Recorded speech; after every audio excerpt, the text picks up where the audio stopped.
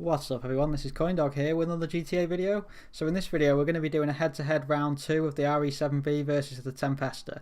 So the tests we're going to do in this video are more specific tests to unique situations rather than all-up performance around a track and that sort of thing. So we're going to start with tube riding. So for those that don't know, I will link a video up here that I've done before. But within GTA, when you're doing stunt races and all that sort of thing, you obviously come across the tubes. And different cars will react in different ways through the tubes. So I showed you in a previous video that basically the RE-7B, although it is the quickest car around a track, or most tracks generally, when it comes to tube riding, it doesn't do a very good job compared to the Italy GTB in the video that I showed. So we're going to see how it does here against the Tempesta, and then we'll see what the times come out at the end. So it's quite interesting really about that, because in my previous video people said that in the comments it was more down to the four-wheel drive versus rear-wheel drive of the Tempesta and the Italy GTB, which I tend to agree with. However, I also think I think it's down to the size of the car as well, and the way that helps it ride through the tubes. But it is definitely down to the all-wheel drive versus rear-wheel drive as well, I think. So the Tempesta is obviously all-wheel drive compared to the RE-7B, which is rear-wheel drive. And you know, around a track, as you've seen in my previous video, which I will link at the end, they are very close. When it comes to stunt tube riding though, the Tempesta is 1.18 seconds quicker through the tubes, so he wins a little trophy there in this top corner.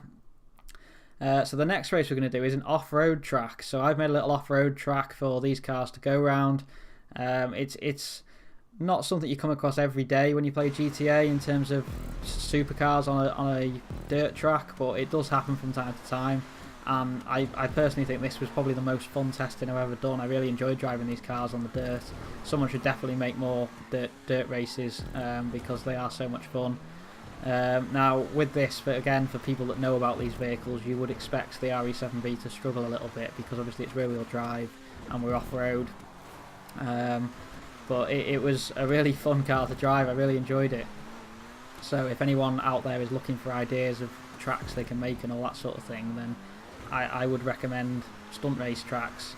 Sorry, not stunt race tracks, off-road tracks for supercars, because it was a lot of fun. I've obviously got the off-road wheels and all the fully upgraded versions of everything on this car. So that was the RE-7B lap, and we're now on the Tempesta one. You can probably see as we're doing this that the Tempesta it's obviously four-wheel drive. It is getting around these corners quite a lot better than the RE-7B was. You can hear the RE-7B's wheels will spin up quite a lot more than the Tempesta does.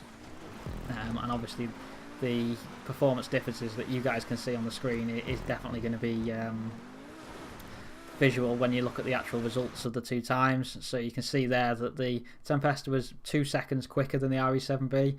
I knew it was going to be quicker, but I didn't think it'd be that much. I was quite shocked at how big the difference was. And then the last test we're going to do is a curb boosting test. So this test is a little bit different to the others.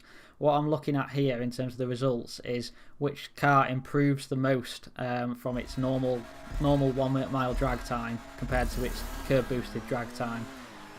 Because obviously both these cars do not do the same time on a normal drag, but the improvement is how you measure which one reacts better to curbs in terms of what boosts you get and all that sort of stuff. So you can see on the left here you've just got the normal drive, and on the right you've got the curb boosting. And to make the curb boosting a fair test, basically what I do is I don't do anything until we get to the first checkpoint, and then I do 2 curb boosts between each checkpoint from then on in, just to try and make it as fair as possible, because otherwise, you know, it'd be very difficult to get the same number of curb boosts if you're just doing it all the way along non-stop. And the results for this one I was quite surprised with as well, to be honest. I was fully expecting the RE-7B to be better over the curbs, but as the results show, it's only a very, very small difference, but the Tempesta improved by 1/10 of a second more than the RE-7B. So it's a very small difference, but still it is slightly better on the curbs. So that's a clean sweep for the Tempesta in these tests. Don't let that make you think that the Tempesta is the better vehicle. As I've shown in my other video, you know, for general testing and racing and all that sort of stuff, the RE-7B is generally better on most tracks. However, for certain situations, you can see that the Tempesta is a better car to choose. So yeah, I hope these tests have been useful to you.